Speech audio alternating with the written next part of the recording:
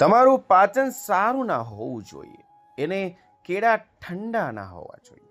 હવે શિયાળામાં જે લોકોને કફ વધારે રહેતો હોય અથવા તો કફ થઈ ગયો હોય તો એના માટે સૌથી બેસ્ટ ઘરેલું ઉપાય કયો છે? સૌથી પહેલો ઉપાય, સૌથી સસ્તો અને સૌથી સારો, અને દરેક વ્યક્તિ કરી શકે, ગરમ પાણી. હા મિત્રો, ઉષ્મોદકને એક મહાન ઔષધિ કહેલી છે.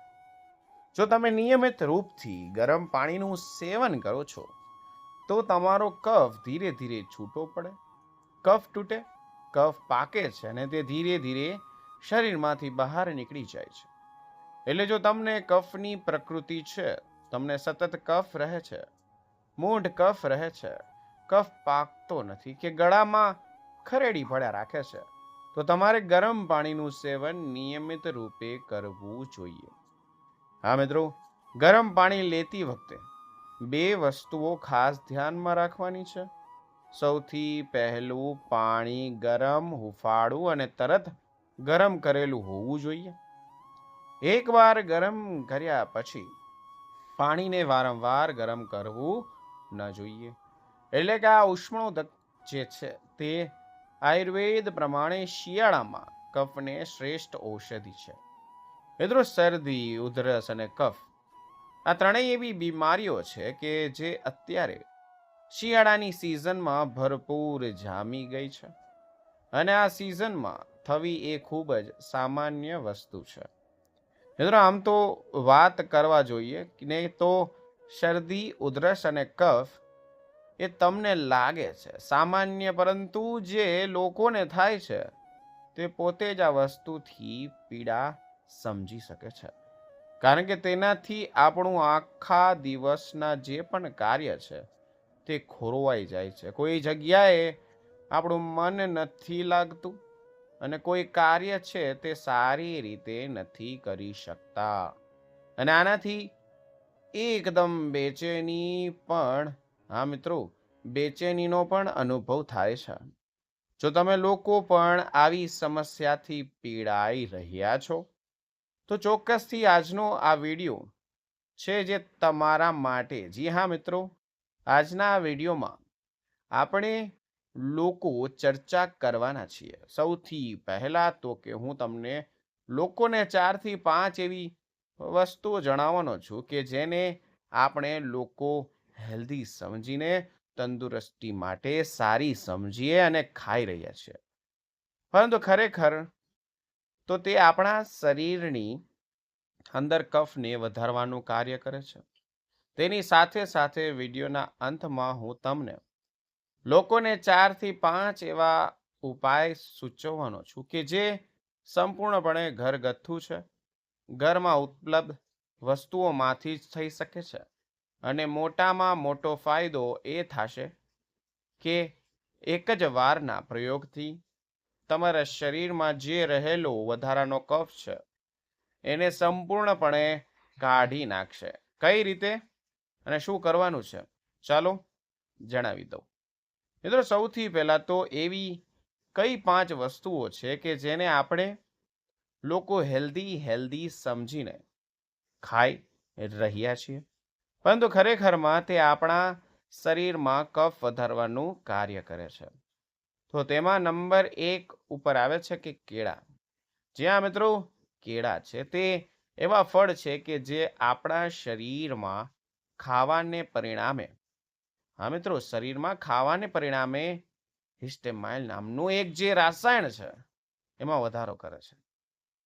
હિસ્ટેમાઇલ રસાયણ વધવાને કારણે તે આપણા શરીરમાં કફનું ઉત્પાદન વધારે છે અને પરિણામે આપણા શરીરમાં કફ છે તે વધી જાય છે.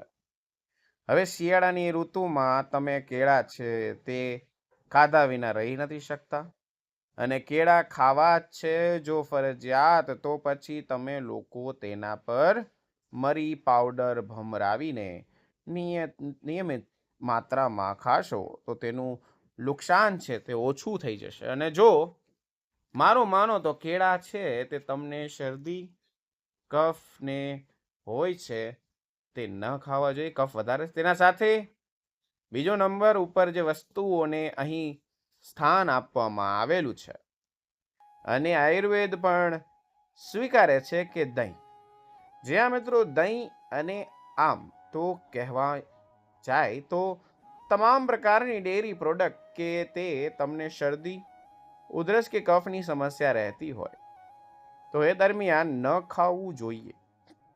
અને આયુર્વેદમાં પણ કહેવાયું છે કે દહીં, મોગરી, મૂળા અને દહીં આ 3 વસ્તુ એવી છે, ફરી એકવાર કહું છું, મોગરી, મૂળા અને દહીં બપોર પછી નહીં. આ નિયમ તમામ લોકોને લાગુ પડે છે. એનો મતલબ કે બપોર પછી આ 3 વસ્તુઓ ન ખાવી જોઈએ. પરંતુ જો તમને શરદી, ઉધરસ અને કફ છે તો ચોક્કસથી તમારે લોકોએ દહીં છે તેનું સેવન ન કરવું જોઈએ.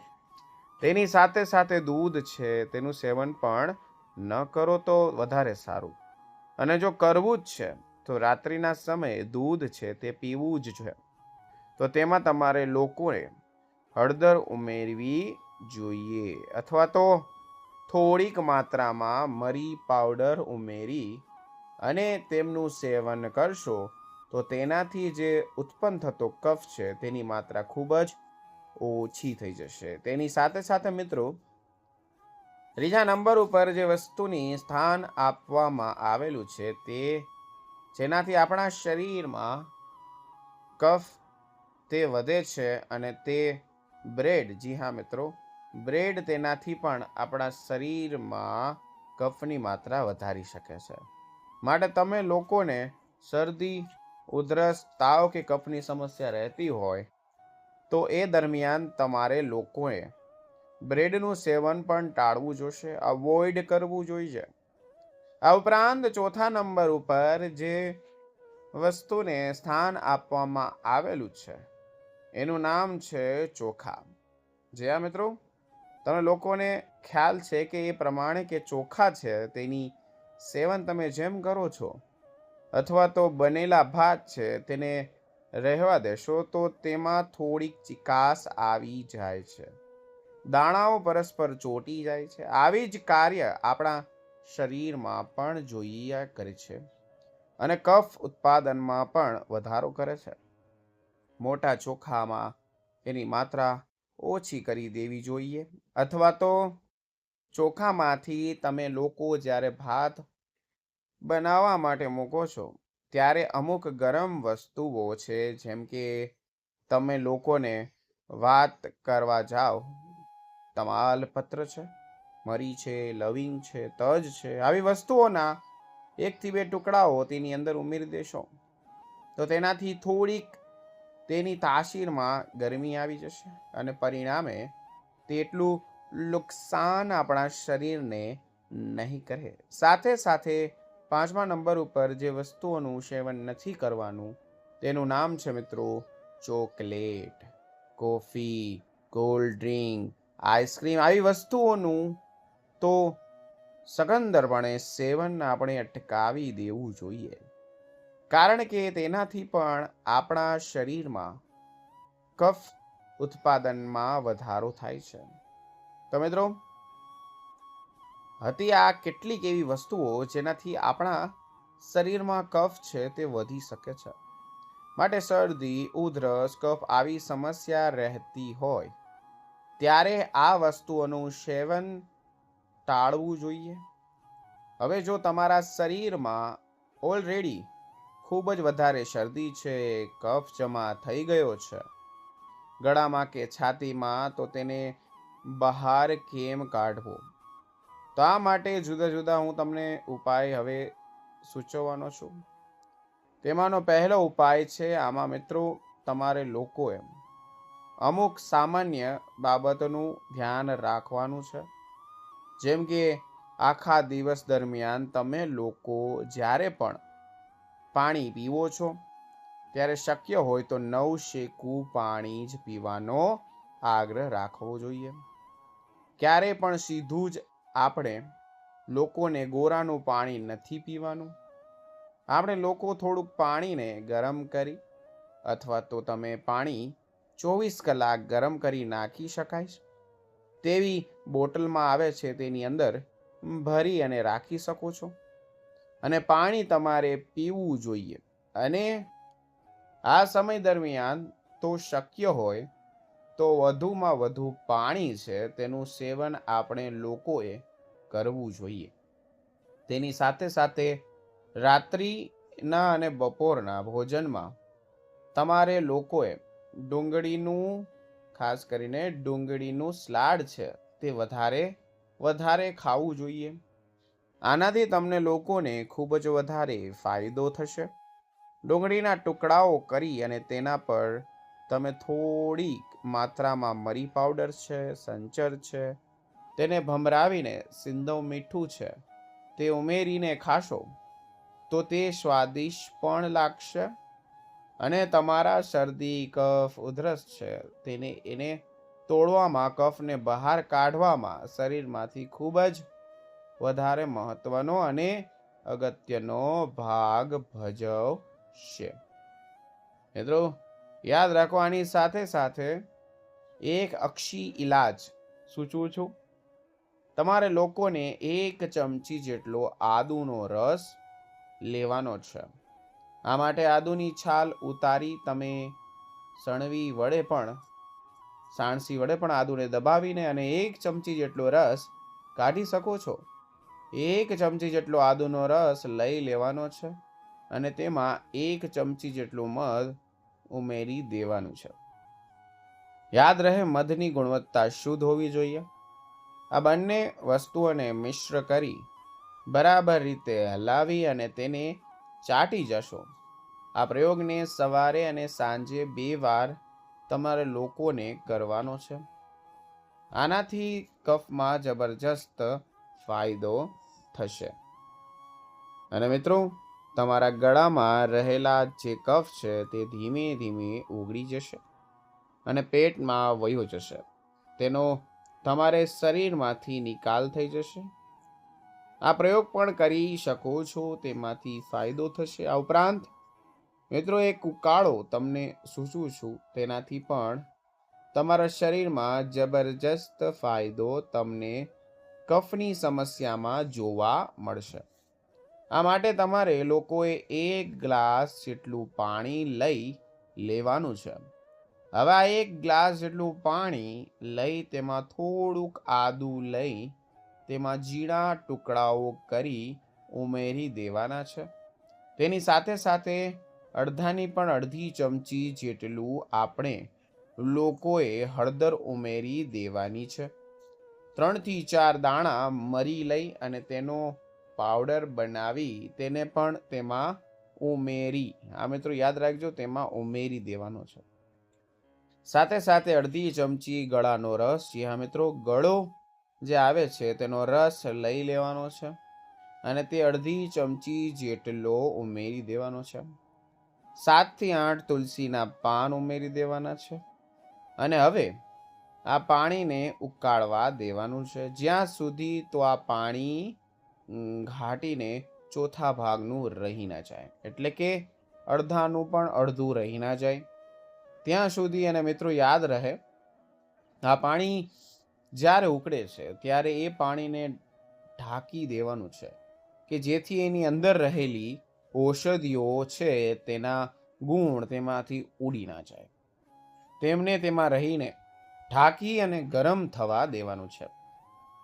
ચોથા ભાગનું પાણી રહી જાય ત્યારે ગેસને બંધ કરી દેવાનો છે. પાણીને ઠંડુ થવા દો. નવશેકું પાણી રહે ત્યાં તેને ગાળી લો. અને હવે ગ્લાસમાં એક જગ્યાએ બેસી અને શાંતિથી ઘૂંટડે પીવાનું છે. તમે લોકો આના સ્વાદ માટે થોડુંક લીંબુ તે ઉમેરી શકો છો. અને અડધાથી 1 ચમચી જેટલું મધ પણ ઉમેરીને બરાબર રીતે હલાવી અને આને પીશો તો મિત્રો, ગમે તેવો કફ જામેલો હશે, ગમે તેવો તમારો અવાજ બેસી ગયો હશે, તમારા જામેલા કફ છે તે ખૂબ જ સરળતાથી બહાર કાઢી નાખશે. આ ઉપરાંત મિત્રો, બીજા ઉપાયની વાત કરવા જાઓ તો આમાં તમે લોકો નાશ પણ લઈ શકો છો. આ માટે તમે લોકો જુદા જુદા મશીનો આવે છે, નાશ લેવાના એ પણ લઈ શકો છો. હવે માનો કે તમે એ નથી લેવું, તો સામાન્ય પાણી છે તેને એકદમ ઉકાળી લઈ અને આપણી જૂની પદ્ધતિ કે માથા પર ટુવાલ ઓઢી અને આ રીતે નાશ લેવાની છે, તેનેથી લઈ શકો છો. તમે પાણીની વરાળ છે તે નાકમાં જશે તો તેનાથી પણ તમારું આખું જે શ્વાસ માર્ગ છે એકદમ ખુલ્લો થઈ જશે અને કફ પણ ધીમે ધીમે છૂટો પડવા લાગશે. પણ મિત્રો, નાશ લો છો ત્યારે અમુક વસ્તુઓનું ધ્યાન રાખવું જોઈએ. તમારી આંખો છે તેને પણ બંધ રાખવાની છે. તેની સાથે સાથે ઘરમાં પંખો પણ બંધ રહેવો જોઈએ. અને તમે જ્યારે નાશ લઈ અને પૂરી નાશ કરો છો ત્યારે ટુવાલને ઉચકો છો. એક નાશ લઈ લીધા પછી 1-2 મિનિટ પછી ટુવાલને ધીમે ધીમે ઉચકી અને પછી જ મોઢું બહાર કાઢવાનું છે. આનાથી તમારા શરીરમાં ઘણા બધા જબરજસ્ત ફાયદાઓ જોવા મળશે. આ ઉપરાંત મિત્રો, વાત કરવા જાઓ તો ઘણીવાર એવું પણ બને છે કે તમારા લોકોને સૂકી ઉધરસ જોવા મળે છે. ઘણા લોકોને કફવાળી ઉધરસ થાય છે, તો ઘણા લોકોને સૂકી ઉધરસ થાય છે. હવે સૂકી ઉધરસ જે લોકોને થાય છે તે લોકો માટે પ્રયોગ સૂચવું છું મિત્રો. તો તે લોકોને સૌથી પહેલા તો અડધાની પણ અડધી ચમચી જેટલી હળદર લઈ અને સીધી જ તેને 2 દાંતની વચ્ચે રાખી દેવાની છે. જી હા મિત્રો, સીધો તમારે 2 દાંતની વચ્ચે રાખી દેવાનો છે. હળદરનો પાવડર લઈ 2 દાંતની વચ્ચે રાખી દેવાનો છે અને ધીમે ધીમે તેને ચૂસવાનું છે. ભલે અડધી કલાક લાગે પણ ધીમે ધીમે ચૂસવાની છે. આનાથી તમારી ઉધરસ બંધ થઈ જશે. હવે મિત્રો, તમને લોકોને ફરીથી જો સૂકી ઉધરસ આવે છે તો ફરીથી આ જ પ્રયોગ કરવાનો છે. હળદર લઈ અને તેને ધીમે ધીમે ચૂસવાની છે. આ પ્રયોગને દિવસમાં 3 વાર 4 વાર સુધી વધુમાં વધુ કરી શકો છો. મિત્રો, ગેરંટી સાથે કહું છું, તમારી ઉધરસમાં તમને ખૂબ જ સારો એવો લાભ જોવા મળશે. ત્યારબાદ ઘણા લોકો એવા હોય છે કે જેમને કફવાળી ઉધરસ આવે છે. એકદમ છાતીમાં ગળામાં કફ જામી ગયો છે, તો એ લોકોને શું કરવાનું છે? ફરી એકવાર એ જ પ્રયોગ સૂચવું છું મિત્રો કે 1 ચમચી જેટલો આદુનો રસ અને 1 ચમચી જેટલું મધ લઈ બંનેને બરાબર રીતે મિશ્ર કરી અને તેને એકદમ આપણે ચાટી જવાનું છે. આ પ્રયોગને પણ દિવસમાં 2, 3, 4 વાર સુધી કરી શકો છો. જ્યારે પણ તમને ગળામાં કફ જેવું લાગે ત્યારે આ પ્રયોગ કરશો તો તેનાથી તમારા ગળામાં રહેલો કફ છે તે ધીમે ધીમે ધીમે ઓગળીને અને શરીરમાં અંદર જતો રહેશે અને શરીરમાંથી બહાર નીકળી જશે. તેનાથી સાથે સાથે તમારા કફમાં છે તેને તમને એક જ દિવસમાં ખૂબ જ સારો એવો ફાયદો જોવા મળશે. મિત્રો, આ હતો અમારો આજનો વિડીયો. આશા રાખું છું આપને મારો વિડીયો ગમ્યો હશે. વિડીયો ગમ્યો હોય તો લાઈક કરજો, ચેનલને સબસ્ક્રાઈબ કરજો. ઉપરાંત આપને કોઈ પણ હેલ્થ કે બ્યુટી સંબંધિત સમસ્યા હોય તો એ પણ જણાવજો કોમેન્ટ સેક્શનમાં. અમે એને અનુરૂપ નવા વિડીયોઝ લાવવાની પૂરતો પ્રયાસ કરીશું. આપનો ખૂબ ખૂબ આભાર.